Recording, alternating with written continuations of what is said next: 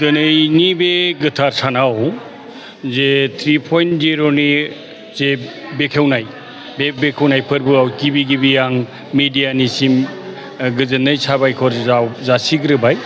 आरो लोगोसे बे 3.0 खौ जोंनि आसामनि मानाव गेदेर मुख्यमंत्री श्री मुस्रि हिमन्त शर्माया जे बेखेवदों बे बेखेवनायाव रोजा आइ मामानि थाखाय बिमा माहारिखौ दिनै अनसुंथाइ होनानै न'खराव जे सहाय खालामदों बे सहाय खालामनायनि थाखाय आरो बुंथ्र' हायै मोनसे बाख्नायथाव जाहैदों। जाय हक आं बेखिनिखौ बुंनो आवगायदों जे थारैनो बे राङाबो जे सासे गैयै मानसिनि थाखाय सहाय खालामदों बियो एखे नंखाय नङा आरो बाथ्राया जाहैबाय जायफ्रा मोनाखै बे मोनै मानसिफोरखौसो मोननायनि माबायाव एसे सिगांनो मानाव गेदेर मुख्यमंत्री सारा ओरैबायदि बुंदों जायफ्रा मोनाखै बिसोरबो आधार कार्ड गैयाब्ला आधार कार्डखौ थाबैनो बानायनानै बे आगष्ट मासनि गेजेरावनो जाहाथे थाम थिम खालामना होयो आरो जोङो सेप्तेम्बरनि गेजेराव गासै आसामाव थालांनाय आरोबाव अरुनदय थालांनायखौ होबावनो हायो बेखिनि बाथ्राखौ मानव गेदेर मुख्यमंत्री मुस्रि हिमन्त बिश्व शर्माया सारा बुंदों। दा बे बुंनाय असिलायै आं बेखौनो खावलायगोन जायफ्रा मोननो गोनां क्राइटेरियायाव गोग्लैयो बिथांमोना जुदि सोरबाफोर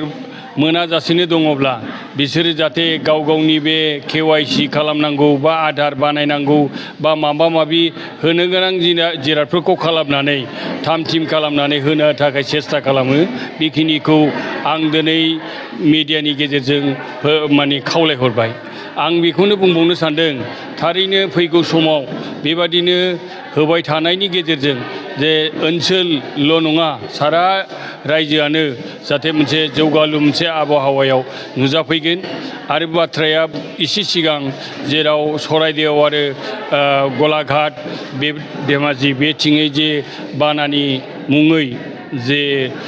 150 थाखा जाय अनसुंथाइखौ होनानै जे बयखौबो गावबो जे मोनसे दान होनो हादों बेखौ गोग्गानाय मोनसे आबहावा लाबोनायखौ आं जोबोद बाख्नायनो आवगायो आरो आं मा बुंबावनो आं थारैनो फैगौ समाव जाहाथे अरुनदया बेबादिनो मोनबाय थाथों आरो बिनिफ्राय साबसिन मोननो हानाय बेबस्था जाथों आरो गेना गोरोन्थि गैयाजासेनो साफ्रोमबो बे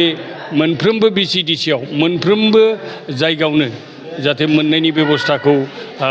सुसारु रुपे खालामनानै होनो हाथों बेखिनिखौ कामना खालामनानै